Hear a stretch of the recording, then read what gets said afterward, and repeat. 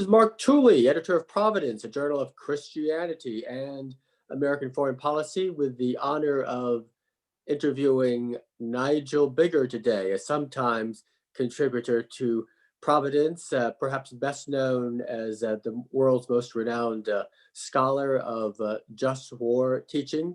He's at Oxford, England, and has a new book on the origin and meaning of human rights called What's Wrong with Rights, if I'm recalling the title correctly. That's right. And so, Nigel, it's a pleasure to talk with you, and tell us a little bit about your book and why you wrote it. Thanks, Mark, and thanks for the opportunity to talk about the book. So the title is What's Wrong with Rights, but the title does have a question mark at the end of it. And I was stimulated to write it for a number of different reasons, but one of them was that in Christian circles, there is the view that there's something problematic about the very concept of a right as a property of an individual.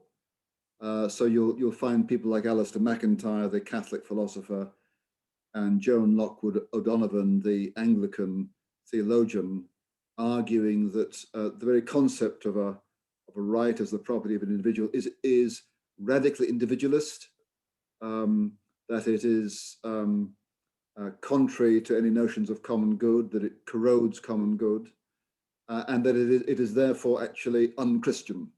And in fact, O'Donovan argues that it's kind of irredeemably tied to a kind of radical Hobbesian amoral conception, and it can't be redeemed. So I wanted to explore how far that's true, and that was one of the stimuluses for writing it.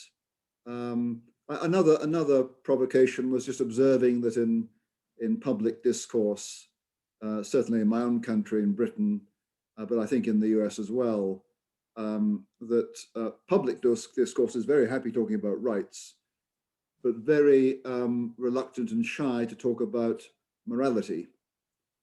So lots of rights talk in public, not so much duty talk or virtue talk. And as a Christian, aware that duty talk and virtue talk is very familiar to Christians and has been from the beginning, rights talk is relatively novel. So as a Christian, observing that feature of contemporary public discourse, it's very striking and raises questions. Now, the concept of human rights, is it intrinsically rooted in Jewish and Christian teaching, or not necessarily? Not necessarily. The concept of right, of something being all things considered morally right, of there being an objective moral order is certainly rooted in Jewish and Christian tradition. The concept of a legal right, that's to say some kind of privilege or freedom or benefit that's granted by a particular legal system, that comes into discussion in the Latin West in about the 13th century, as well as talk about natural rights. But talk about natural rights and legal rights is relatively late. So, for example, I mean, you mentioned, Mark, that I have done some work in the ethics of just war. In Christian just war thinking, the concept of a right doesn't appear at all.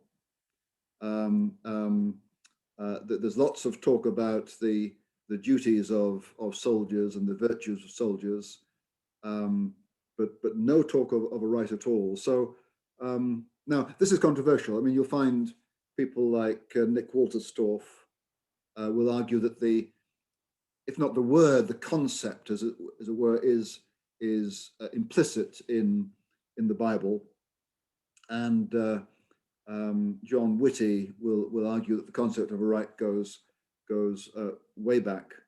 I'm not so sure. I think it's a medieval development. Yeah. And obviously, the concept of rights in the contemporary world, it's been virtually universalized. Everyone expects rights, but so many misunderstandings about what rights are or should be. What are the greatest misunderstandings in the world, or at least in Western civilization today, about rights? Well, I can think of a couple of them. So here are a couple of things that are wrong with rights. But let me preface that by saying, first of all, what's right about rights, just so that people don't think I'm being entirely negative about rights. I'm not. And the first thing I say in the conclusion is that um, a legal right is, let's say, to a liberty or to some kind of benefit that is a good thing. That's to say, um, um, if a society decides to grant a legal right, what it's doing is to say that an individual's access to this freedom or this benefit is supported by social institutions, whether it's social opinion, whether it's the police, whether it's the courts, so that if my right to something is threatened or violated, society in one way or another will come to my support. So a right strengthens my claim to something that's worthwhile. And whether it's a claim against being arbitrarily arrested or it's a claim to a welfare benefit, I mean, there's no objection to that at all. So a legal right that a society decides to grant is a perfectly good thing. So back to your question, what are some problems? Well, one problem is when people absolutize rights and forget that um, whether or not it makes sense for a society to grant a right depends on circumstances. Not all rights can a society afford, or a society can't afford to grant the same degree of security to a right. So, for example, here in the West, in normal circumstances, if you're accused of some criminal act and taken to court, then we regard as part of a fair trial that you will have access to legal counsel, and that is a special guard against you're being falsely convicted, that you have access to legal counsel. That's good. But in Rwanda in the late 1990s, after the genocide, there were tens of thousands of people languishing in prisons designed for about 12,000, and some of them were dying. They couldn't process the cases fast enough because there were no lawyers, because the lawyers had fled or been murdered. And what they decided to do was to adopt a more traditional way of processing cases. This did not involve lawyers. So those accused did not have access to legal defense. There are other ways in which there were safeguards against false conviction, but not as secure as we have in the West. But the point is, in Rwanda, they could not afford anything else. Nevertheless, human rights advocates complained bitterly to the Rwandan government that they were violating the human right to a fair trial. The human rights advocates simply could not take into account the fact that the circumstances prevailing in Rwanda at the end of the 90s and in the early noughties didn't allow for the provision of legal counsel. So Rwandans accused of genocide had access to a fair trial, but the fairness of the trial was not as secure as we are used to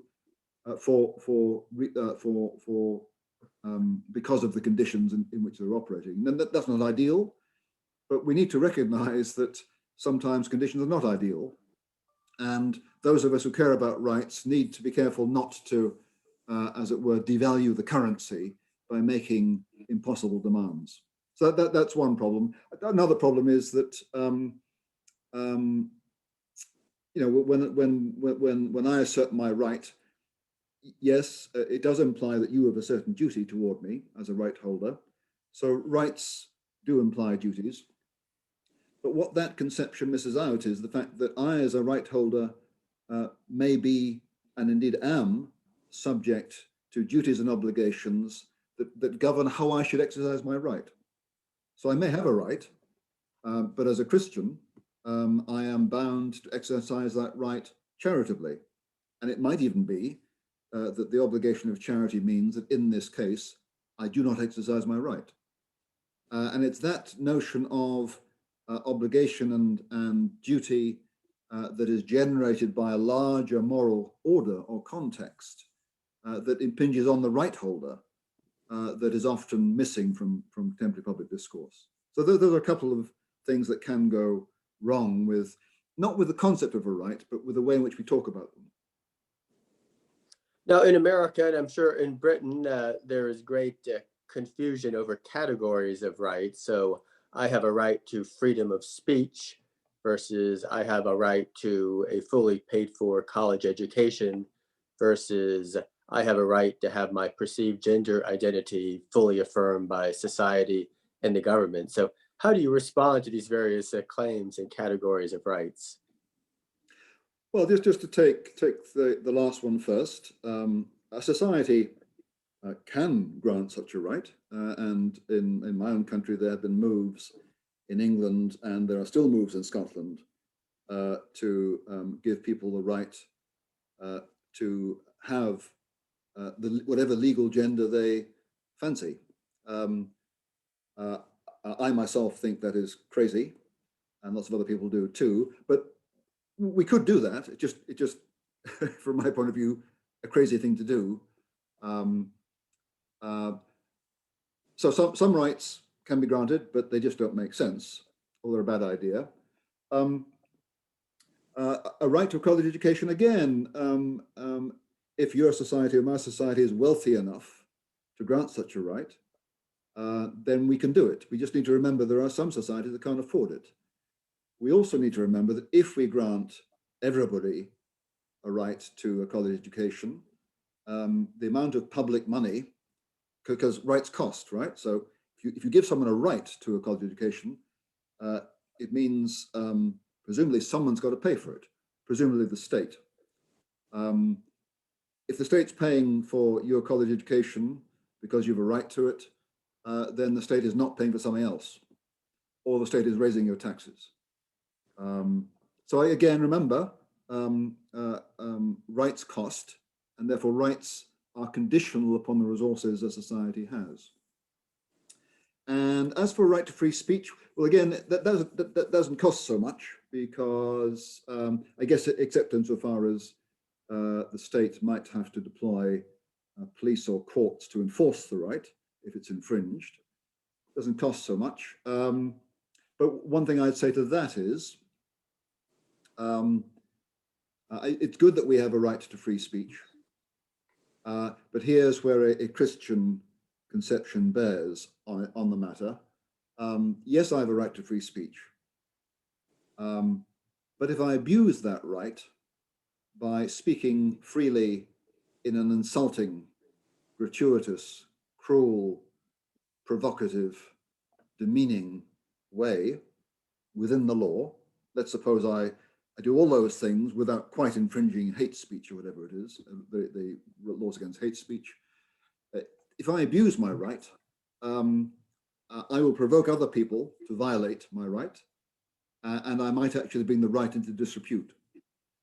And besides, if I'm abusive in my use of the freedom of free speech, I can create a very hostile, conflicted, disturbed social environment. So by all means, let's affirm the right to free speech, but let's remember the moral duty to use it well. And I think in a liberal society, in a post-Christian society that, as I said earlier, may not be terribly sure about what it thinks morally, I think Christians have a major contribution to make, because the kind of thing I've just said now, Mark, in terms of the need to use freedom of speech morally and well, charitably, with restraint, even non-Christians can understand the social good that that is. And I think we need to give Christians and Jews and others who come out of a tradition that is confident in the notion of a moral order, we need to give other people the courage and the confidence to take that seriously. Well, on that point, Nigel, of course, you're ordained in the Church of England and you're a theologian. The concept of rights, explaining it or discussing it among Christians or other monotheists, that each person is created by God and bears his image. Therefore, there are certain assumptions about how that person must be treated. But in a more secular society or secularizing society where that assumption is not necessarily assumed, but yet the legacy of human rights endures remarkably. How do religious believers explain the imperative of rights to a non-believing society? Well, I mean, you're correct in saying that Jews and Christians, with their view of God, of a benevolent God, and of human beings made in God's image, we do have a very exalted view of human being and of human dignity. Now, although that vision of human dignity becomes attenuated or weakened in a society that, as it were, doesn't have the theological framework, there are still, what shall we say, there are still kind of vestiges of the notion in the wider public. People may not know quite how to justify and make sense of human dignity, and indeed it's quite hard to outside of a theological framework. But the notion of human dignity does have purchase, does it not? And we can argue about its basis and ultimately what kind of context makes sense of it. But I think it still has the notion of human dignity does have purchase, and we can, those of us who are religious, can, as it were, build on that because it is something people often understand.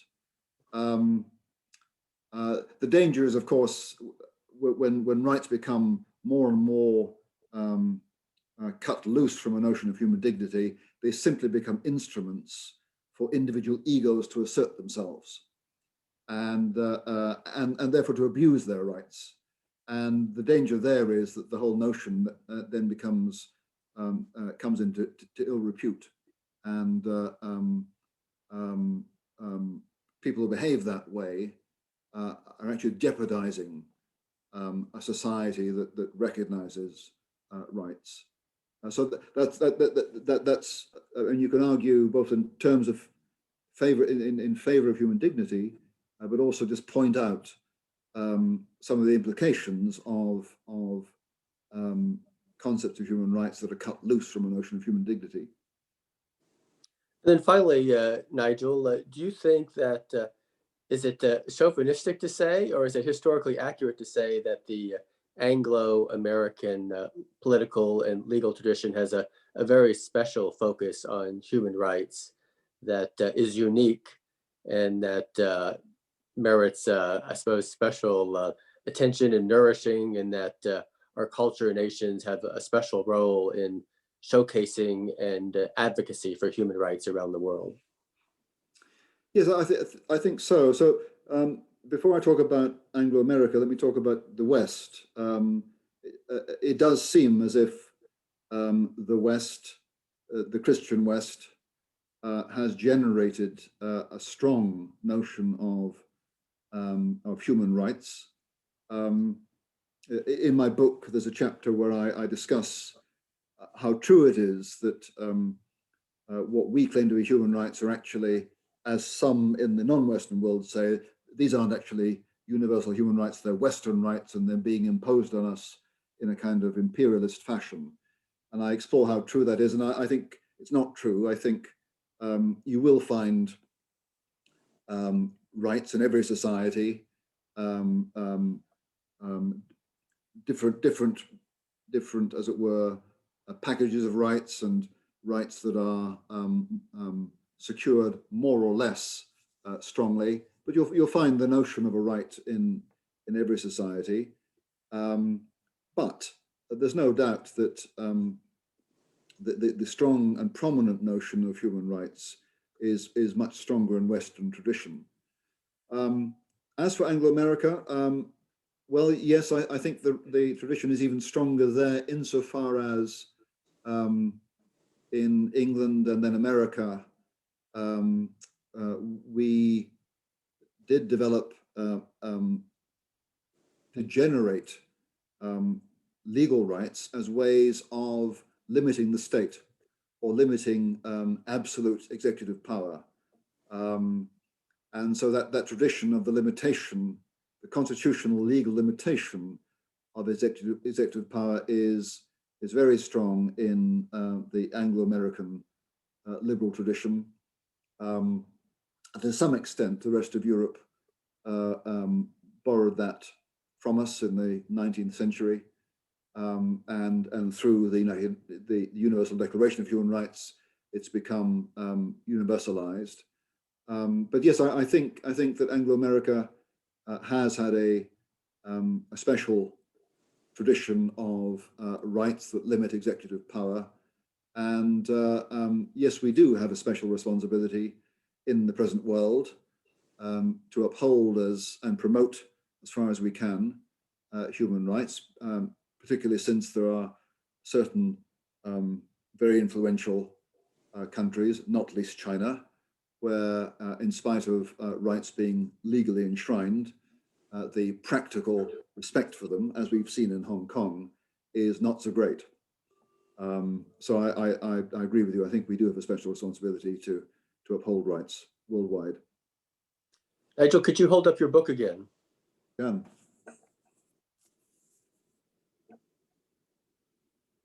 Nigel Biggar, author of What's Wrong with Rights. Thank you for a very enjoyable conversation. Thanks for the opportunity, Mark.